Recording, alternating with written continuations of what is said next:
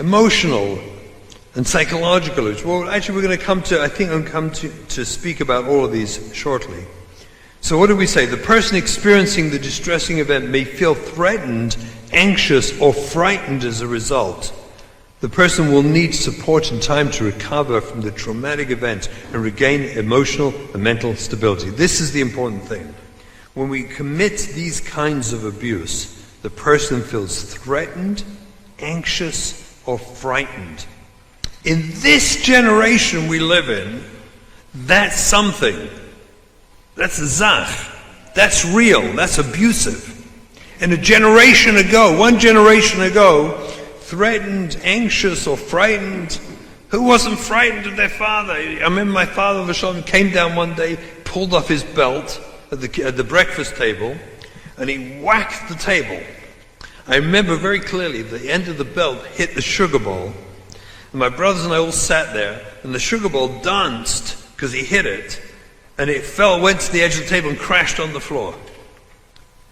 And he put on his belt again. He said, just a warning.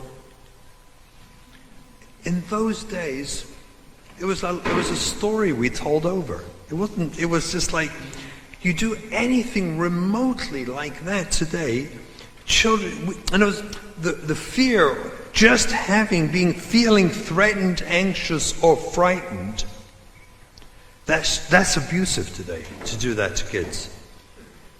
And if we do that, God forbid, in what we believe is a process of trying to teach them midas, can you imagine the contradiction, the stira?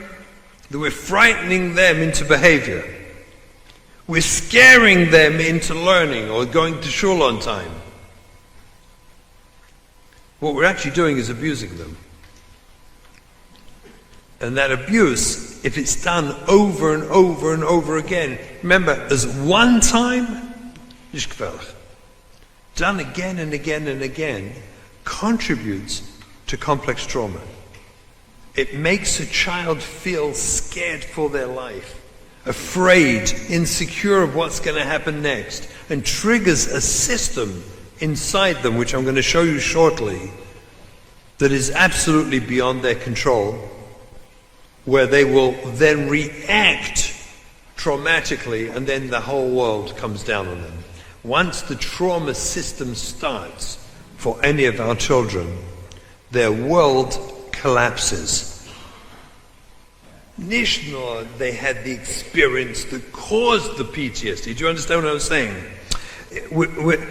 Let alone putting aside the problems and issues that happened to them that caused the PTSD reaction.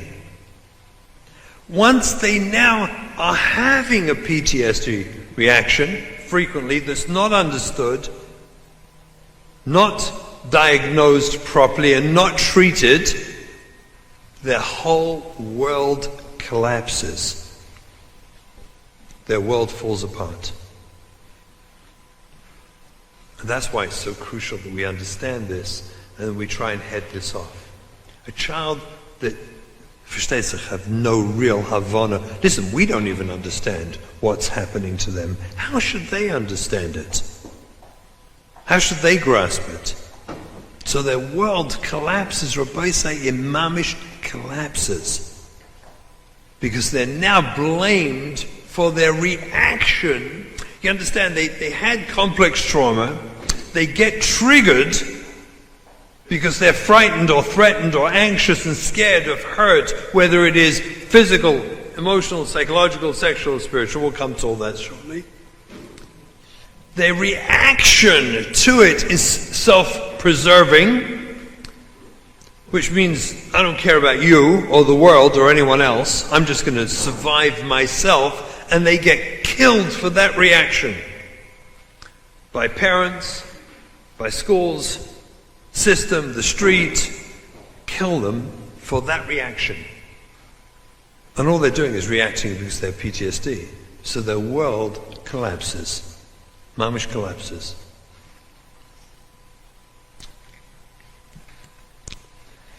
What's the mechanics? Let's do the mechanics.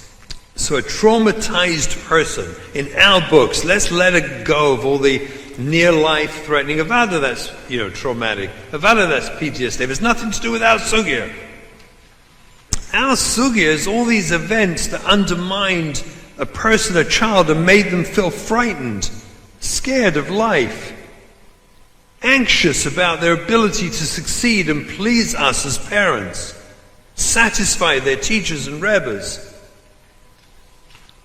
And Kal V'chomer, Ben Benosha Kal V'chomer, the 20% plus who will have been sexually abused or sexually exposed, they're goners.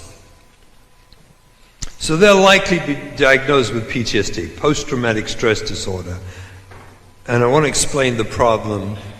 I'm going to build it up more so we understand the challenges, why it's so difficult to treat these poor kids. Because PTSD implies post-traumatic stress disorder.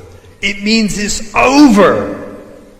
They came back from Vietnam, and now it's just things happening that trigger that, but it's not happening now. I think everyone's nodding wisely as you understand where I'm going with this. With our children, it's not post, it's present traumatic stress disorder. They're still seeing the looks on the faces of the people in the streets, of their parents or siblings or neighbors or grandparents and friends and who knows who look at them and pretend to smile. So how you doing? How you doing, Shafla? How you doing? As if obviously you're doing terrible. Obviously you're a wreck. They absorb the world around them, looking at them as the failures, as the garbage of our world. Because of their reaction, do you understand? They had a problem that was never their fault in the first place. Whether it was sexual exposure, as I said, or the learning disabilities. We'll come to all the details of what the list is later. But whatever happened to them, this I guarantee you, no child in our world ever went to Pathmark or ShopRite to get the off-the-derech cereal, cornflakes. Let me have the off-the-derech cornflakes, ma. I want to go off the derech. Nobody ever did that. It never happened. In all my career, I met one person who claims he had a beautiful relationship with his parents, and he's very bright, and he's very good. It's just Judaism is not for me. One. I took him out for dinner 3 times to try and because he wouldn't come to my office because he's not sick. He's perfectly happy, fry guy. Feels very bad for his parents. I couldn't get it. I couldn't work it out. One of the tens of thousands, I don't know how many. I don't even know anymore how many I've worked with, been involved with. Where all the others had these horrible events happen to them because they couldn't learn well and they couldn't, they had, a difficult kind of personality or problem, whatever it was. Life, parents, system turned on them, creating complex trauma. They then react when triggered by that complex trauma, and the reaction is self-preservation, which means I don't care about you, I care about me. And if I want a McDonald's hamburger, I'm going to go get one. I don't care about your kashrus, I'm going to cook it up in my kitchen. I care about me because I want to survive. And then they get destroyed for the reaction to the complex trauma which they had in the first place. Like I said, their world collapses. It was never their fault. I never met one kid who I wasn't able to walk it backwards with them and help them see you never did anything wrong. You never did anything wrong. There's not one kid I ever worked with I wasn't able to walk it backwards, unravel their life and show it to them. And the kids always look at me and say, so why do I feel so bad about myself? Why do I feel I'm such a loser, such a horrible person? And I help them see that those feelings come because of their reaction to trauma, which is self-preservation, and then people say things like, he's so selfish. He's so selfish. Doesn't care about anyone else. He steals. Selfish. Takes money from Stuckerbuck is selfish. Everything he does, he's just selfish. I tell the kids, no, you're not. You're centered on yourself. Because you want to survive. You're a PTSD person. You're dealing with complex trauma. And you want to survive. So you react to care for yourself when you feel crushed to pieces and destroyed and triggered and hurt. You just want to survive. And when you're in survival mode, no, you're not thinking about anyone else. You're thinking about you because you want to survive. It's really hard. And they need so much support from us. When you realize that for most of them, as they go through life, they're present, not post-traumatic stress disorder, it's present in their lives. And then people abuse them more by saying, well, what do you expect? If she dresses like that, people are going to look at her. It's such a fascinating observation. I mean, it's completely true. If she dresses like that, people are going to look at her. So she obviously brought it on herself, so let's just blame her, right? Doesn't she chap? If you dress sneerstic, no one will look at you. Then everything's fine. Like, what's wrong with you? Wake up. The boy goes and gets a mohawk haircut, and then he says, people look at me in the street. I know what's wrong with them. If you understand complex trauma, what they're actually trying to do is treat themselves. They don't know this, I show it to them. They're actually trying to treat themselves. Because if I'm a trauma victim, if I'm a person who feels I'm a worthless piece of garbage, because that's what my life experiences taught me, and I'm talking about life experiences basically by age 9, 10, 11.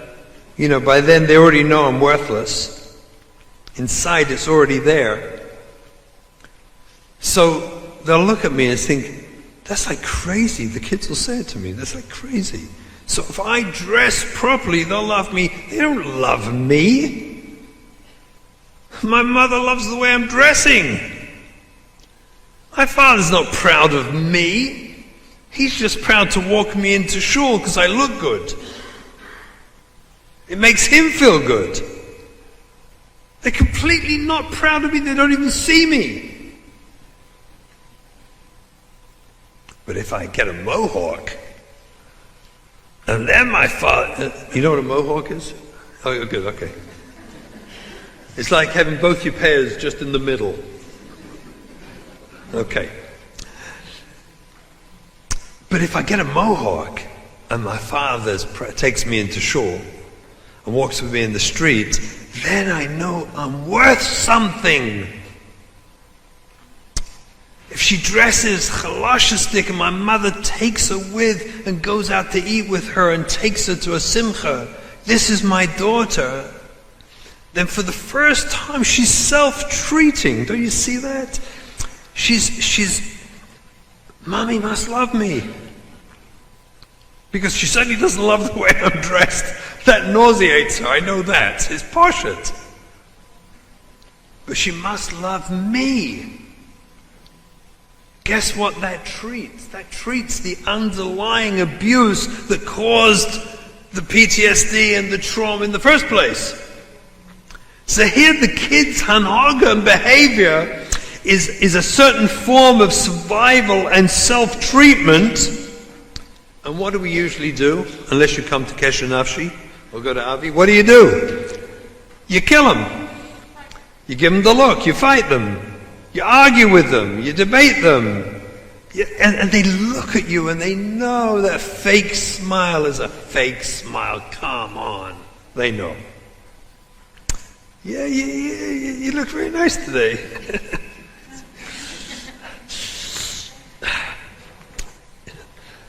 They know. But it all derives, do you understand, from PTSD. They're reacting to being destroyed in the first place. We then kill them on the reaction, and they need that reaction for recovery and survival. It's a crazy sugya. It's a crazy sugya. What it demands, the gvura of us, to see that, to embrace that, to understand that, and embrace them, Basher Husham, the gvura it takes from us. That's why I say we're all trauma victims too. We are all trauma victims, every one of us. We've all had the reaction where we wanted to drop dead and die when we saw them dressing a certain way. It was actually more like the official diagnosis, because to us it was a near life-threatening experience. And I'm going to kill them or kill myself, but someone's going to die tonight. Right? We all went through feeling like that. And that doesn't go away. Oh, it does if you work at it.